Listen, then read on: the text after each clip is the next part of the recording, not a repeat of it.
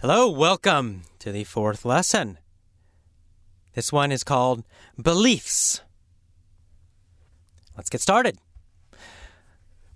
Beliefs are another important part of managing your psychology, of strengthening your psychology, so that you will learn English, or anything in fact, much faster. And there are two kinds of beliefs, two general categories of beliefs: limiting and empowering. Let's talk about limiting beliefs first. Now, limiting means limit is something that stops you. It's like a boundary. It stops you from going ahead. So a limiting belief is a belief that stops you from improving, a belief that stops you from getting better. And I'd say most English students have limiting beliefs.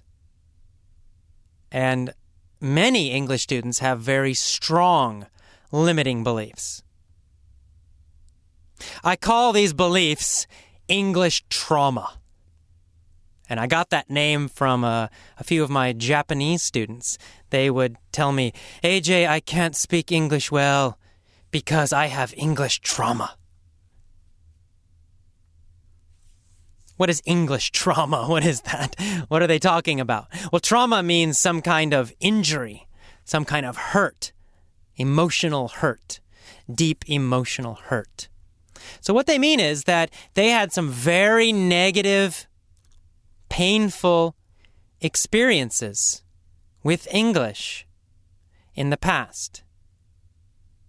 In other words, when they were in school, in English classes, or even as adults going to other English schools, they had very negative experiences. And all these negative experiences have created some very negative beliefs, some very limiting beliefs. For example, they say, I'm not good at English. Well, that's a belief. It may be true, it may not be true, but it's an opinion, it's a belief that they have. Another belief, a very common belief, English is difficult. Or English is complicated. Well, that's just a belief.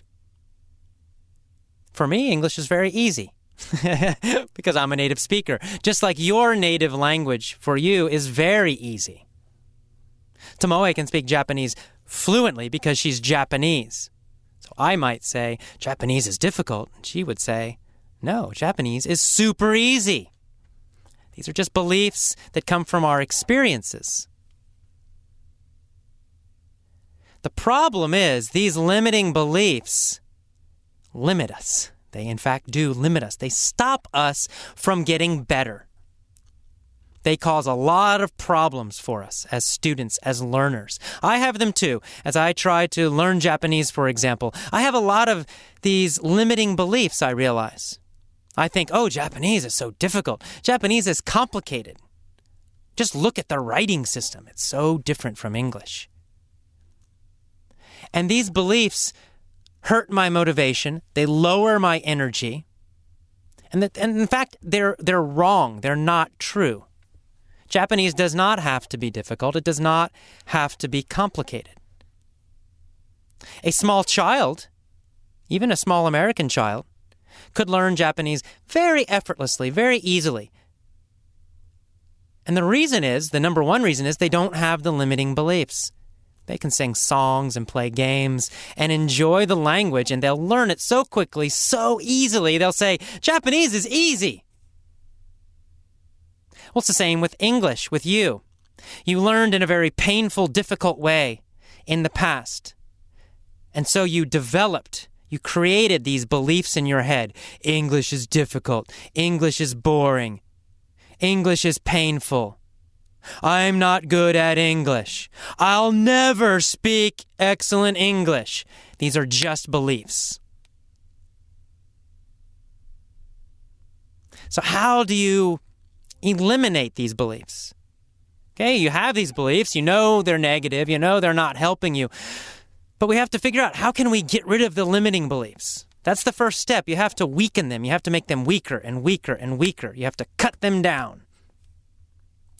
Well, beliefs get stronger from references. A reference is just an experience or a memory. Sometimes it's just something you imagine, actually. But it's a specific experience or a specific imagination, a specific moment that makes the belief stronger or weaker. So, for example, you have this idea, English is painful and boring. And when you think of this belief, where does it come from? Well, you think of all these past experiences. You think of the time in middle school where your teacher corrected your mistake and you felt terrible.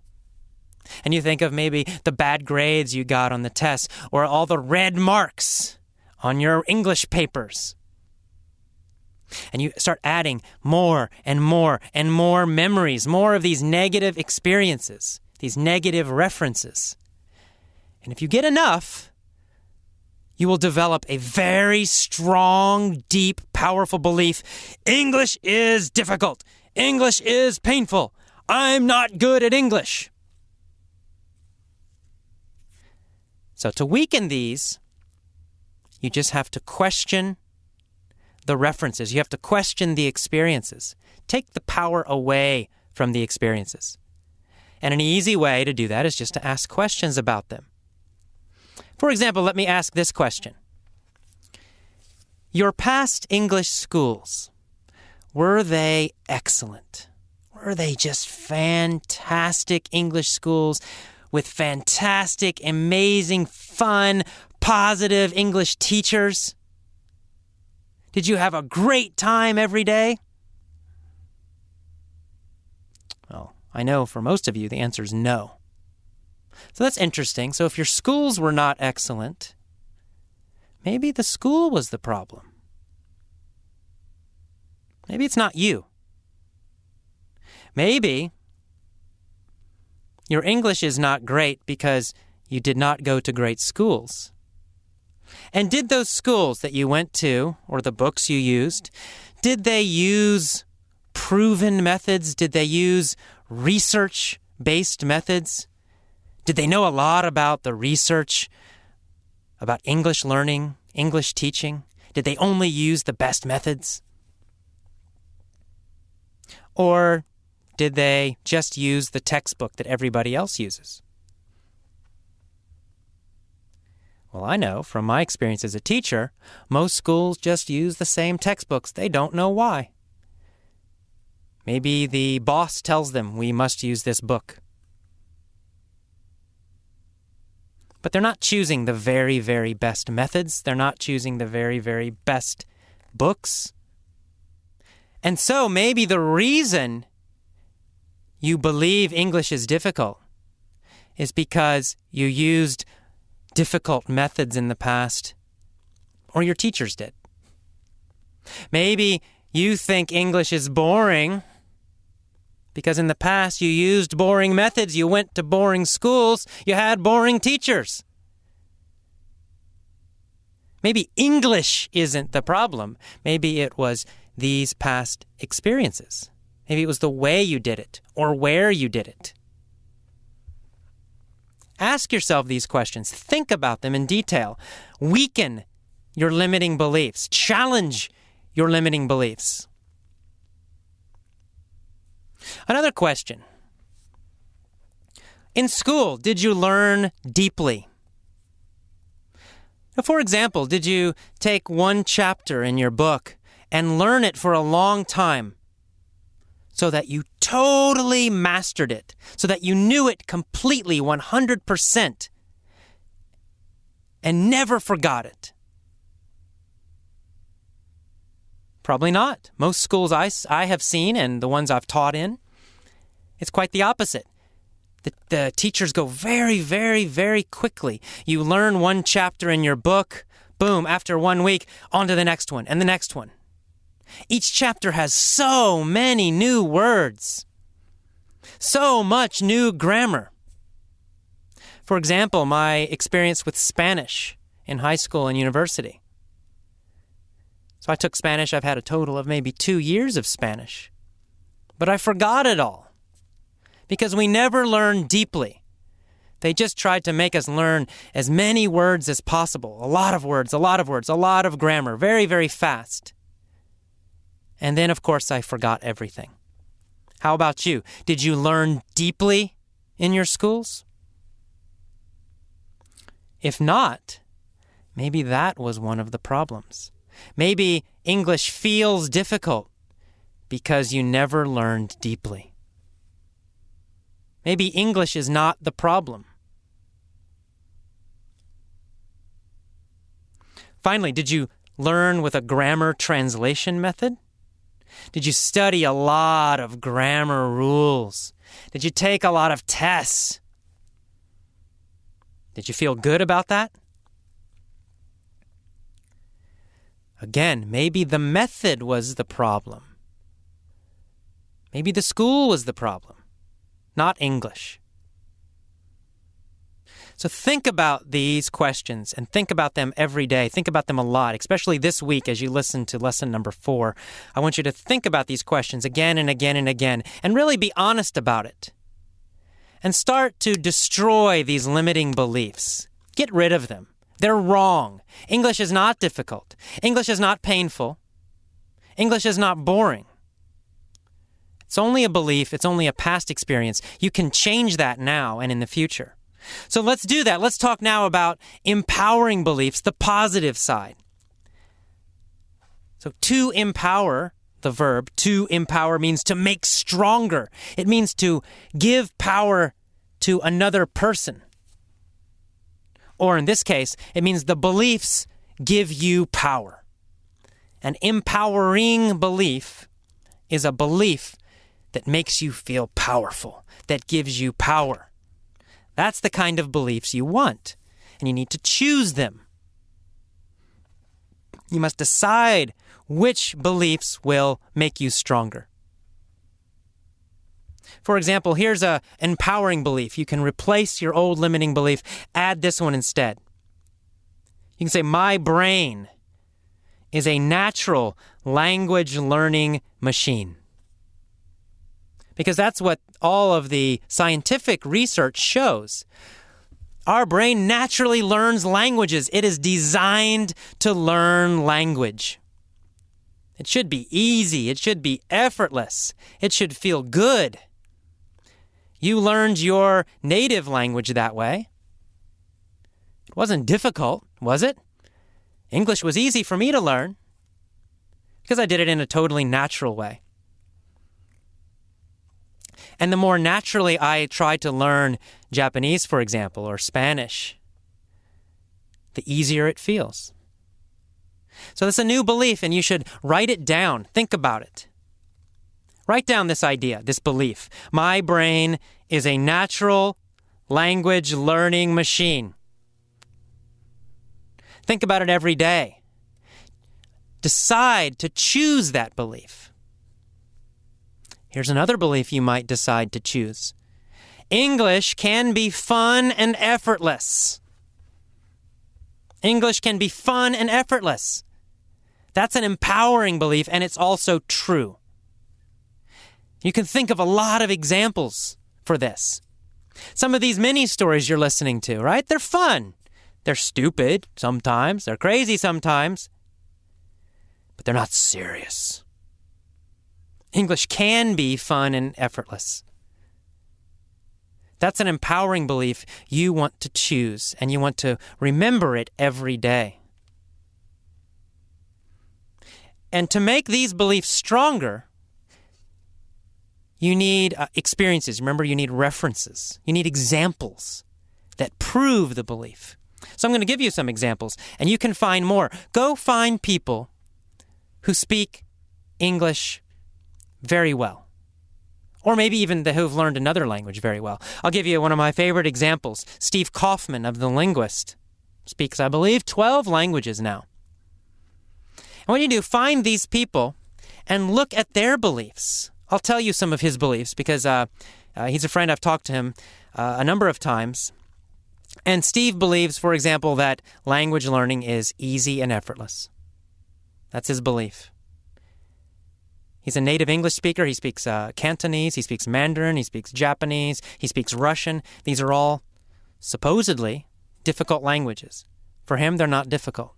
They're easy and effortless. It's a very strong belief he has.